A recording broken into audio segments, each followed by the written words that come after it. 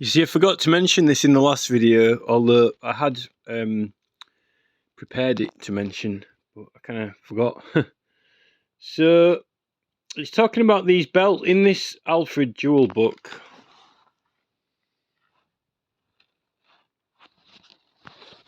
It's talking about these belts. And one of them is a D-shape, believe it or not. It's the Old Saurum buckle. Now that's significant because, as well as Castle Hill, Huddersfield, Old Saurum is a site that was also a hill fort, but after the 1066, the Norman Conquest, it is one of the sites that got chosen for fortification. Like Castle Hill got chosen, and De Lacy got fortified, and they dug it out. He dug like the trenches in it, so he split up the top sections.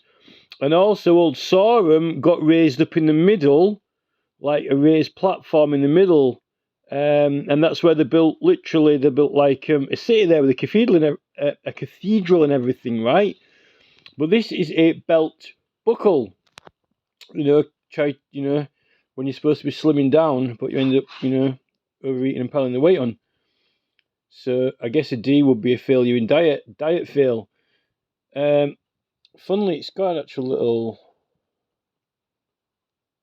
It's got a little Liberty sort of shape on there as well, but it's a letter D. So that sort of is significant. It's worth knowing, whether or not you think it's relevant or not. It's worth knowing that this is one of the finds that they found with a letter D on it, but from Old Saurum. Still one of the Norman Conquest sites. So that's just worth mentioning in relation to Castle getting the West Riding on it and then the letter D on it, As far as it holds and now broken, it is a central plant stem which with side hooks and flowers on top is being packed over in the short decorations. That's a different strap, but yeah, so they've got this D-shaped thing that was found at Old Saurum, 36mm wide. Old Saurum. You see, I've gone into all that. I've gone into all this before in the early videos on my channel, on this channel, for this entire petition, which is extensive now. Literally merits like it's in excess of like what amount of work you do in a university dissertation. Literally, this project on our heritage and Castle Hill and protecting it and what's happened to it in history, it's in excess of the amount of material that you're doing a degree. And I've read dissertations in degrees, and some of them ain't that brilliant, I can tell you that. Now, I might not be able to reel off every single thing out of the dictionary, but people haven't made these connections before, and this is a specialist area as well. You might as well say, Prince Charles, they made him his own university degree up, they tailored him his own university degree. Well, I'm tailoring my own university degree in the attack on our heritage. And it's like anthropology. Oh, you do a bit of archaeology, you do a little bit of, a bit of history and a bit of human evolution, or, a bit of each. Well, this is what you need for this. You'll need to do a bit of history, a bit of archaeology, and a bit of actually investigation work. Old Saurum.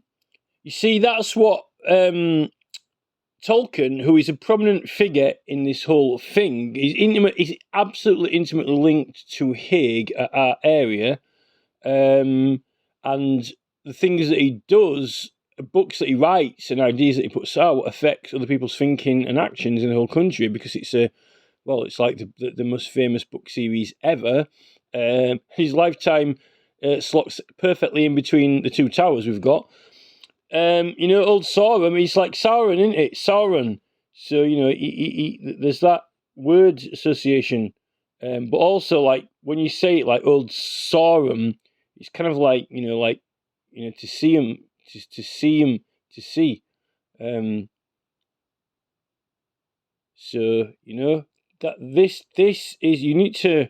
I think that I'm quite I'm pleased that I've found this book. Because if it weren't for Neil Oliver, I wouldn't have bought this book, and known that is very, very, very relevant in my opinion.